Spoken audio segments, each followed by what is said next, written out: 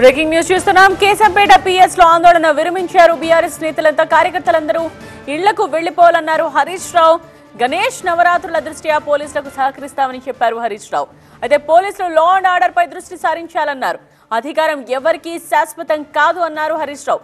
పోలీసులు ఏకపక్షంగా వ్యవహరించొద్దు, న్యాయాన్ని కాపాడాలి అన్నారు మాజీ మంత్రి హరీష్ రావు. దయచేసి అందరూ కూడా సంయమనంగా మేమి ఇళ్లకు వెళ్ళాలి. డీసీ గారిని పోలీసులకు కూడా మనవి, జిల్లాల్లో కూడా మా కార్యకర్తల్ని బైండ్ ఓవర్ చేస్తున్నారట. అలాంటి పిచ్చి ప్రయత్నాలు మానండి.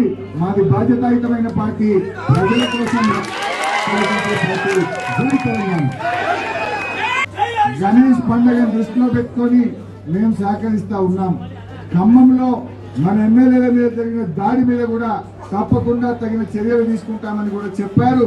నమ్మకం కొద్దీ, పోలీసుల మీద విశ్వాసం కొద్దీ, బాధ్యత కొద్దీ మేము సహకరిస్తా ఉన్నాం. దయచేసి మాట మీద నిలబడాలని చెప్పి పోలీసులను కూడా కోరుతా ఉన్నాం.